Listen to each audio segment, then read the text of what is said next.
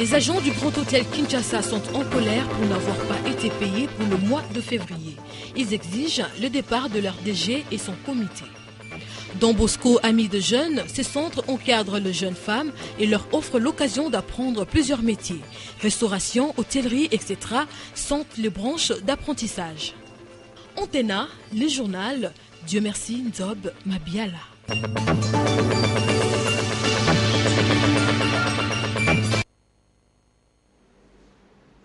Madame, Monsieur, bonsoir. Merci de nous avoir choisis pour vous informer après la suppression totale de tous leurs avantages sociaux. Les agents du Grand Hôtel Kinshasa n'ont pas supporté le retard de 6 jours d'un paiement de leur salaire du mois de février 2014. Ce jeudi 6 mars, ils sont donc montés au créneau pour exiger à leur employeur de payer ce salaire, constat fait sur place par Anne-Marie Ossite et David Temeni. Les grands hôtels Kinshasa a-t-il perdu son caractère sérieux? Les agents qui y travaillent se posent cette question pour n'avoir pas été payés pour le mois de février. En principe, pour nous, on est pour notre employeur sur la paye ce mois. Comme généralement, le salaire est payé à la fin du mois, mais on est les 6 hors date conventionnelle. Au regard les employés n'ont pas encore leur salaire. Les grands hôtels Kinshasa s'est vidé jeudi 6 mars au couloir désert, des tables inoccupées. Bref, l'ambiance de ces lieux de prestige de la capitale est tout autre. À l'espace réservé au garage, les agents à l'unisson ont scandé une seule chose.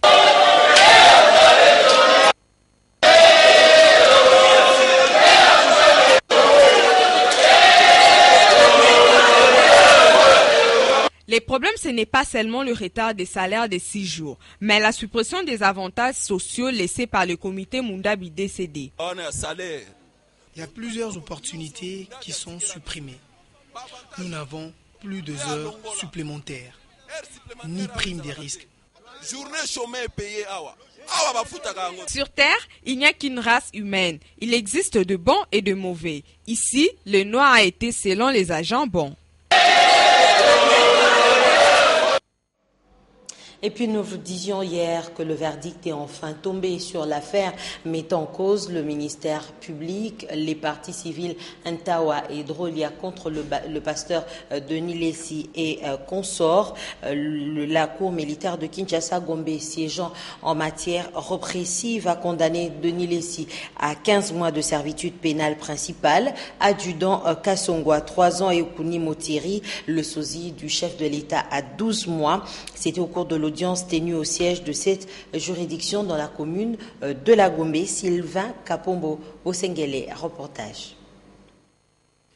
Les pasteurs Denis Lessi et l'adjudant Kassongo Wamateso de l'escorte présidentielle ont été condamnés au premier degré à 10 ans de servitude pénale principale par le tribunal militaire de garnison de Matete pour association de malfaiteurs et escroquerie à l'endroit du ministre honoraire du budget Jean-Baptiste Ntawa, alors que Okuni Motiri a 5 ans de servitude pénale principale. Ce verdict du premier jugement était jugé très dur par les prévenus.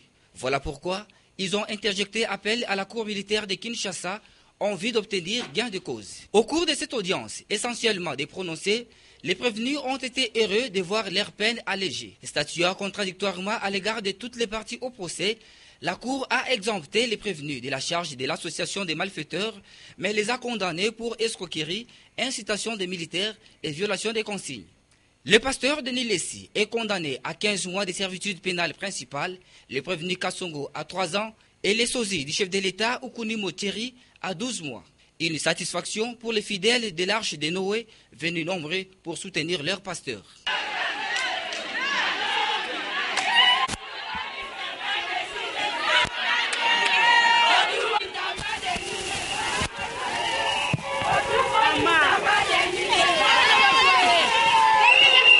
Notez que la décision de la Cour militaire de Kinshasa-Gombe a été saluée par les avocats du pasteur Jean-Baptiste Ntawa, car il a été demandé à ses prévenus de restituer tous les biens escroqués, notamment la voiture Hyundai Veracruz.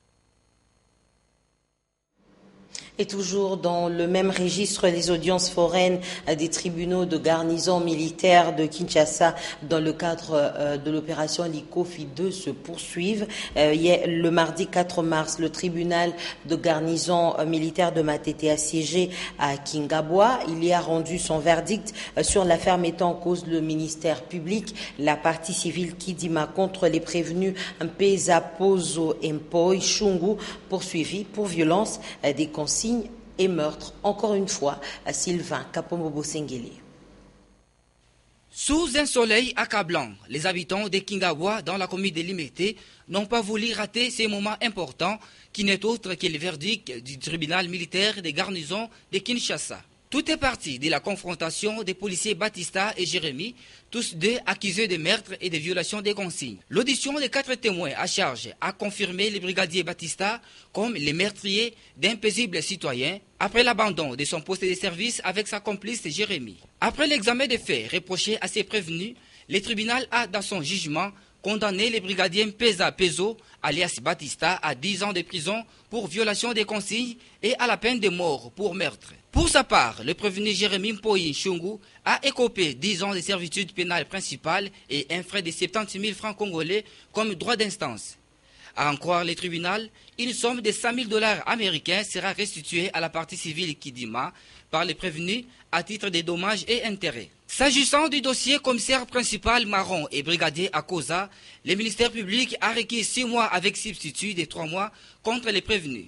La défense, quant à elle, a plaidé non coupable et a demandé l'acquittement pur et simple de leurs clients.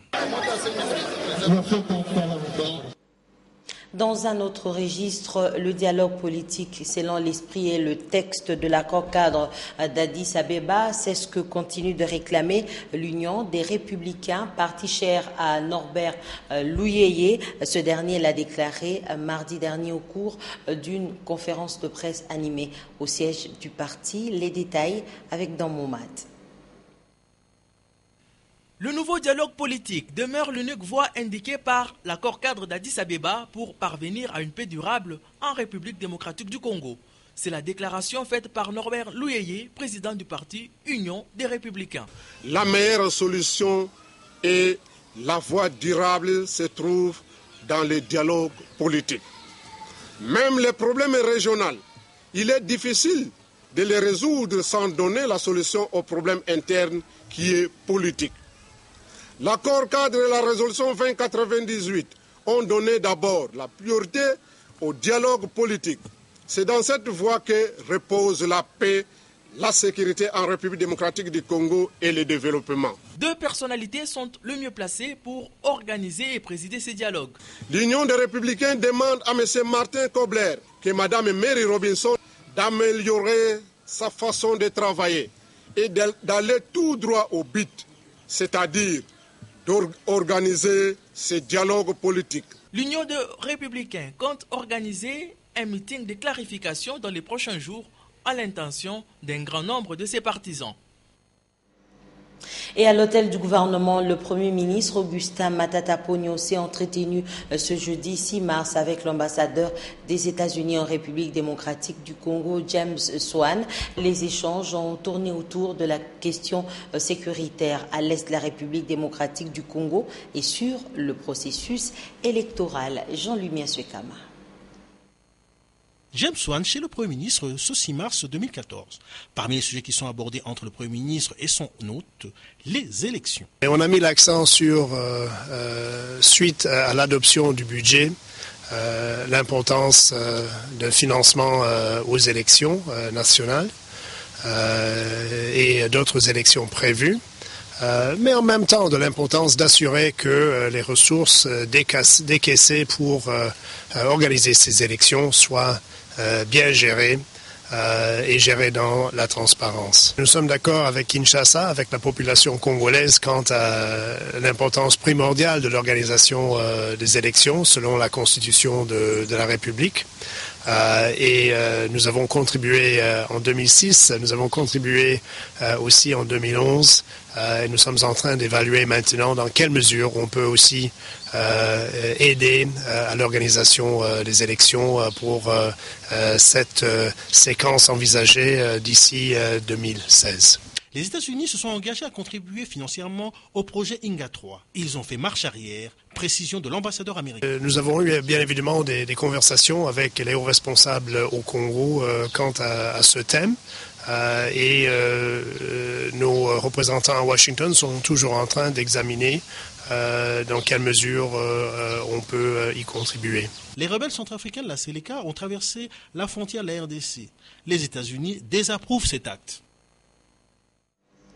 Parlons à présent des NTIC avec cette audience que le ministre des Postes, Téléphone, Nouvelles Technologies de l'Information et la Communication a accordée au groupe Google et Vittel dans son cabinet de travail ce jeudi 6 mars. Ces deux firmes ont exposé tour à tour l'objectif de leur visite en République démocratique du Congo et c'est Patricia Bassoa et Blaise Nunda qui nous en parlent.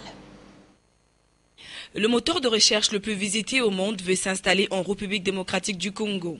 Les intentions de Google tombent à pic à cette ère où l'Internet en RDC est devenu une attraction majeure pour les jeunes et que le gouvernement ambitionne d'accroître le nombre d'internautes congolais. Les potentialités en République démocratique du Congo, selon Google, sont immenses avec 70 millions d'habitants. Le ministre de PTNTIC leur a demandé de faire des hypothèses d'investissement, notamment dans la formation d'étudiants, l'accès à la fibre optique, etc.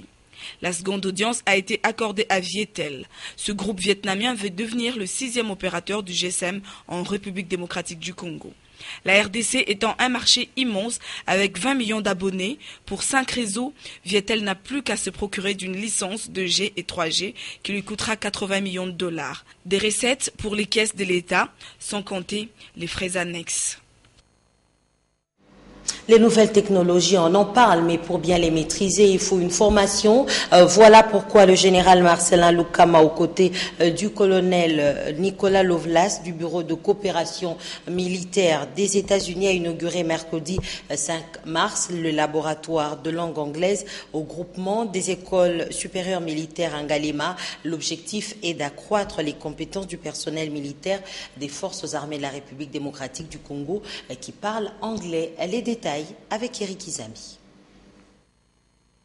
Au groupement des écoles supérieures militaires dans la commune de Ngalema, les bureaux de coopération militaire de l'ambassade des États-Unis d'Amérique en RDC a inauguré mercredi 5 mars 2014 ce qu'ils appellent les laboratoires de langue anglaise de l'Académie militaire de langue de FARDC.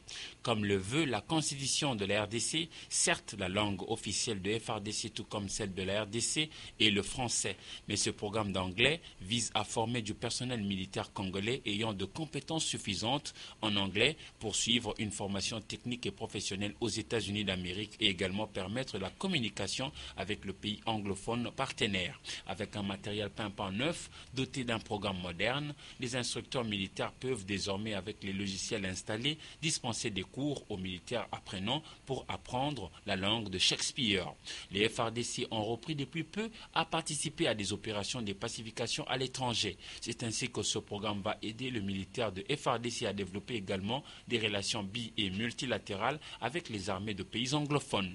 Cette inauguration s'est effectuée au grand bonheur de représentants de deux forces armées, à savoir les colonels Nicolas Lovlas pour les États-Unis d'Amérique et les généraux Marcelin Lukama, Kambale, ainsi que le colonel Batamana Christian de la direction d'instruction au sein des forces armées de la République démocratique du Congo.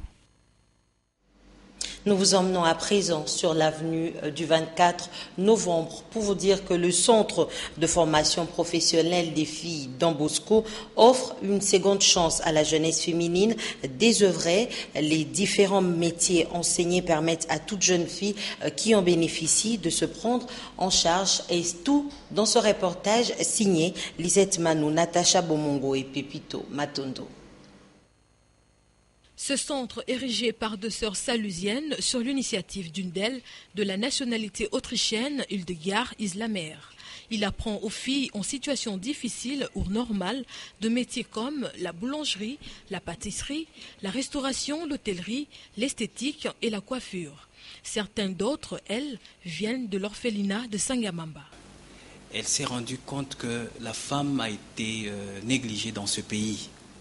Et pour ce faire, elle a décidé de monter ce centre de formation en y mettant des sections qui sortent un peu de l'ordinaire. Les filles se sont exprimées sur la formation qu'elles poursuivent. On a vraiment besoin des filles qui en manquent, des filles éprouvées, des filles qui en manquent de l'argent, qui n'ont pas assez de moyens. On les invite tous nombreuses ici. Qui ont besoin d'apprendre le métier, elles veulent apprendre le métier. Ce métier ira loin, les aideront à beaucoup de choses. Parce qu'en ce moment, dans notre pays, la pâtisserie n'a pas vraiment trop d'évolution. Mais ailleurs, il y en a beaucoup. Mais nous-mêmes, ici dans notre pays, on peut faire que ça aille plus loin. De centres de formation professionnelle pour jeunes filles devraient se multiplier dans le pays. Voilà un investissement à faire pour la jeune fille. Nous sommes de plein pied dans le mois de mars, mois dédié à la femme. Aujourd'hui, nous allons nous intéresser à Patricia Nzolantima, une femme qui se distingue dans son travail, fondatrice et rédactrice de Working Lady. Elle donne ici sa vision sur le leadership féminin et les valeurs qu'on trouve dans la femme.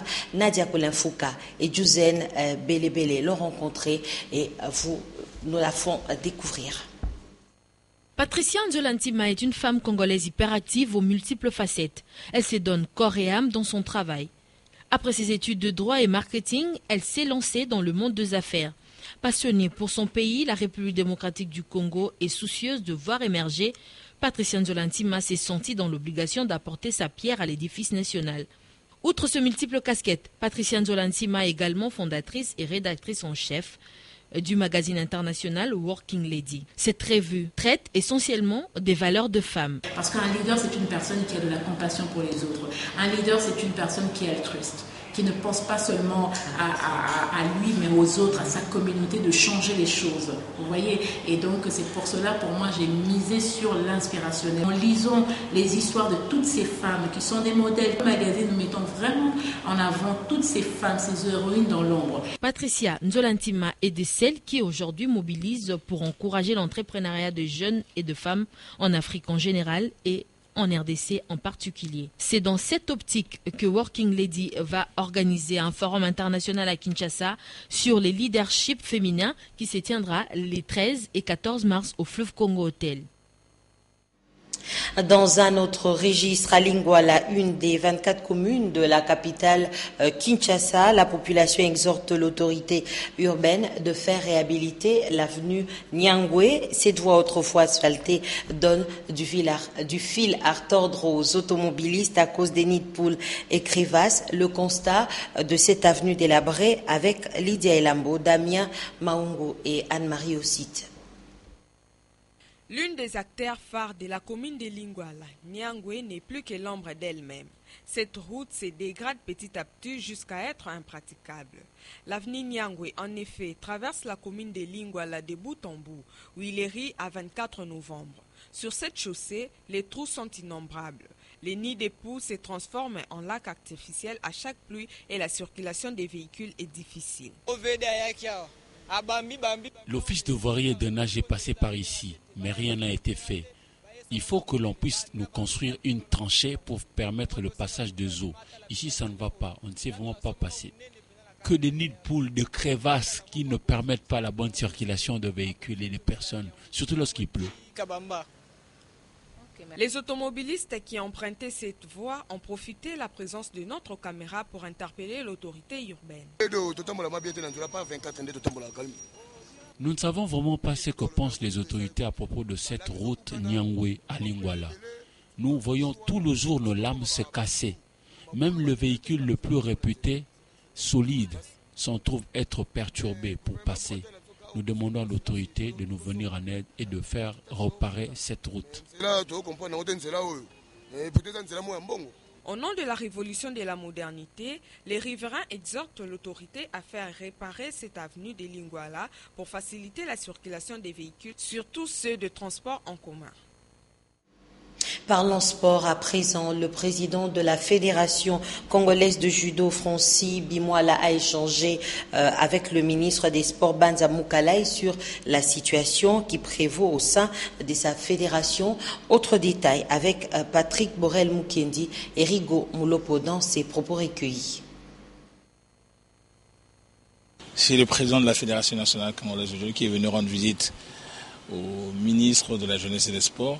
C'était juste pour décanter un peu cette confusion qui est régnée autour de notre problème des élections. Mais Dieu merci, la situation a été décantée par le Premier ministre au regard de la lettre reçue auprès de la Fédération internationale. Et cette situation a été vite réglée. Le ministre a compris.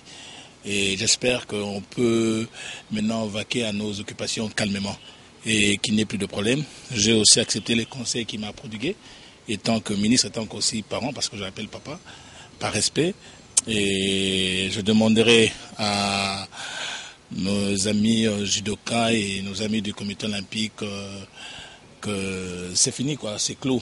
Bon, on prépare Gaborone et dans 2 semaines, nous voyageons pour le Cameroun. Il y a un tournoi là-bas, nous comptons aller préparer nos athlètes par rapport à un événement qui va bientôt se dérouler.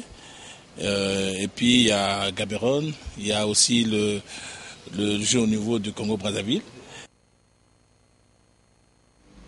Polydor Patrick Ngaziami a passé la main à Dormomat qui a fait la sélection et le commentaire des quelques parutions de ce jeudi dans cette revue de presse.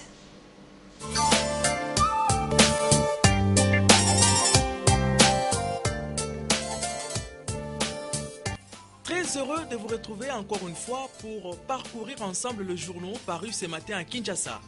Coup de théâtre à la cour militaire de la Gombe. Titre le phare, Denis Lessi quitte la prison dans 3 mois. Le tabloïd rapporte qu'après avoir examiné pendant plus de 2 mois les appels interjectés par toute le parti, la cour militaire des garnisons de Gombe a finalement rendu son verdict dans l'affaire opposant les ministères publics, le parti civil Jean-Baptiste Ntawa et Drolia Omedal contre le prévenu Denis Lessi. Ce dernier a été condamné à l'audience publique d'hier à 15 mois de servitude pénale pour escroquerie et incitation des militaires à la violation de leurs consignes.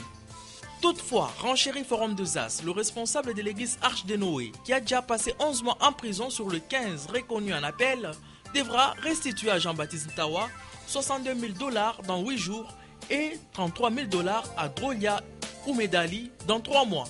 La prospérité, quant à elle, revient sur les élections. La consteure constate que la société civile du peuple est derrière les évêques. La société civile, estime-t-elle, jusqu'ici considérée comme une force aphone, vient de briser la glace.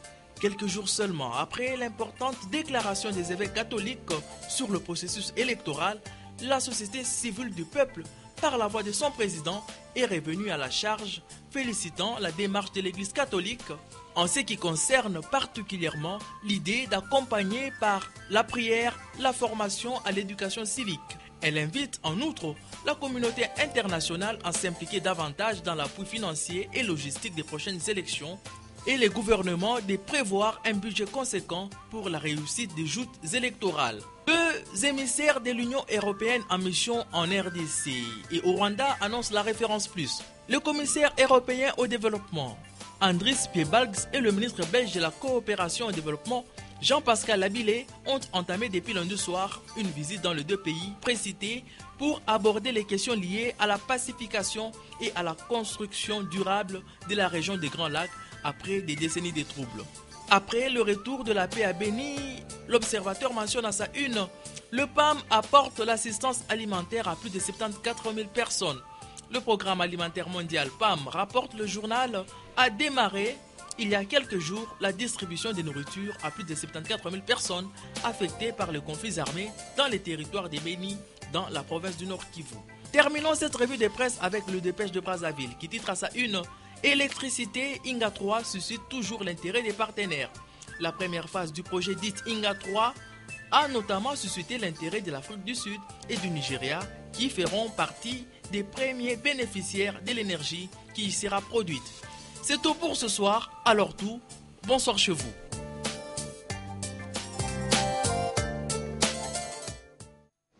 Merci dans mon mat pour cette revue de presse et cette nouvelle étrangère. Avant de nous quitter, le Parlement de la Crimée a voté pour le rattachement de cette péninsule ukrainienne à la Fédération de la Russie. Le référendum qui aura lieu le 16 mars prochain permettra au peuple de se prononcer s'il est pour ou non ce rattachement. Mais pour le Premier ministre ukrainien, cette décision est illégitime.